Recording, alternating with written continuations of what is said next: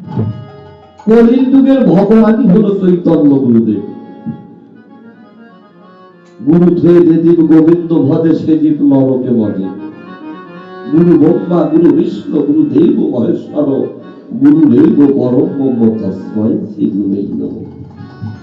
দেখেছেন, একমাত্র ভগবান চৈতন্যদেব কলির আরাধ্য দেবতা, ভজনের মূর্তি, ভালোবাসার মূর্তি, সাধনার মূর্তি, পতিত পাবন বন্ধুরি।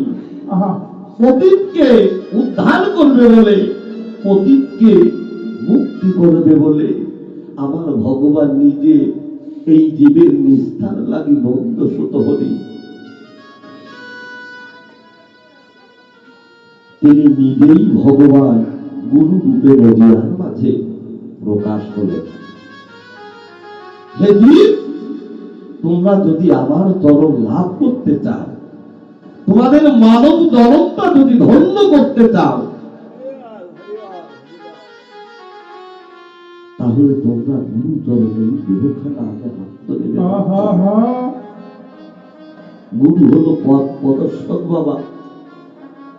গুরু আপনার সেই ভজনটা শেখায় দেবে, বাবা তুমি এই পথে গেলে ভালো, এই পথে গেলে মন্দ, এই পথে গেলে ভালো। গুরু হলো পথ প্রদর্শক।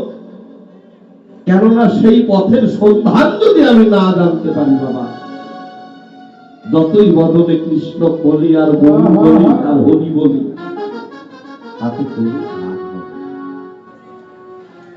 একমাত্র সেই গৌরকে চিনতে হলে বাবা, বৃন্দাবনের এই কলির যুগের ভজনটাই হলো বৃন্দাবনের অপ্রাকৃত নবীন মাদন, কাম বিষ কাম গায়ত্রী তাহার উপাসনা।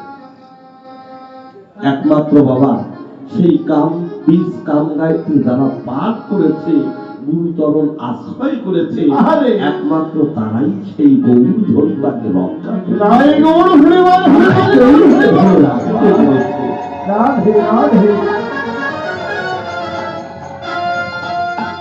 তাই তো সেই সুরধ্বনি, সুরধ্বনি কোথায়? মহাজন বললেন সুরধ্বনি আপনি বাহির জগতে পাবেন না। বাহির জগতে অনেক নদী আছে, পদ্মা, মেঘনা, যমুনা, কর্ণফুলী, ধলেশ্বরী, সারথী ইত্যাদি ইত্যাদি, কিন্তু বাবা সেই সুরধ্বনি নদীটা কোথায় আছে? যাহা আছে বিশ্ব ব্রহ্মাণ্ডে, তাহার অধিক অধিক আছে এই ক্ষুদ্র ভাণ্ডে বাবা। তাই তো যার যতটুকু গুরু কৃপা হয়েছে এ জগতে সে ততটুকু ধারণ করতে পেরেছে। ধর্মের নাম হলো ধারণ। ধি ধাতু থেকে ধর্মের উৎপত্তি বাবা। একটা চৌম্বক যেমন লোহাকে আকর্ষণ করে ধরে রাখে, ধর্মটাও ধর্মতা। নিজে বাঁচো, অপরকে বাঁচিয়ে রাখো, তার নামই বলে ধর্ম। তাই তো সেই সুরধ্বনিতে, সেই সুরধ্বনি কোথায়? প্রত্যেকটা জীবের এই হৃদয়ের মধ্যে আছে। শুরু থেকেই তাহার ধ্বনি হয়। কোন ধ্বনি? একমাত্র সেই হরি নামের ধ্বনি, গুরু নামের ধ্বনি, কৃষ্ণ নামের ধ্বনি। তাহাকেই বলা হয় সুরধ্বনি। শুরু থেকেই যাহার ধ্বনি হয় সেটাকেই বলা হয় সুরধ্বনি। সুরধ্বনি তীরে গৌর আমার নাচে ধীরে ধীরে। এখানেও গীতকে শিখায় দিলেন, হে গীত তোমরা আমার হতে ভজনটা শিখে নেয়। ওই সুরধ্বনিতে বাবা ডুব দিতে গেলে আগে সাঁতারটা শিখতে হয়। কেননা এহ জগতের নদী বা পুকুরে একজন ব্যক্তি যদি সাঁতার না জেনে ঝাঁপ দেয়, সে কি কখনো প্রাণে বাঁচে বাবা?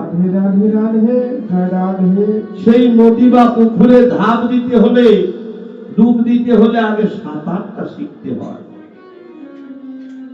একমাত্র বাবা সেই সুরধ্বনিতে ডুব দিয়ে জলের ভিতরে যদি ডুবে দেখি গোনা, সেই ডুবটা পারতে হলে সেই একজন চৈতন্য গুরুর কাছে গিয়ে সেই বাঁচা মরা মন্ত্রটা আগে শিখতে হয়। সেই বাঁচা মারার মন্ত্রটা যদি না শিখা যায় বাবা, এ জগতে সে কখনো প্রাণে বাঁচে না। মহাজন বললেন সেই রূপ যার তার কারণে দর্শন হয় না। কেন হয় না? মহাজন বললেন মুখে শুনে ধর্ম করা, আধার ঘরে সর্প ধরা। আহারে ফকির লালন বলে গুরু বিনে রূপী দেখা পাবে।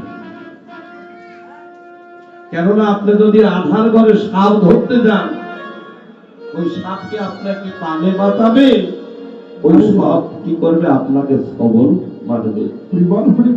তাহলে মুখে শুনে ধর্ম করা, আধার ঘরে সর্প ধরা।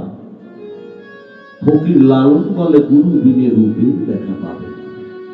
একমাত্র সেই রূপের মানুষটাকে দর্শন করতে হলে আমাদের সৎ গুরু চরণে, গুরু গোবিন্দের চরণে দেব।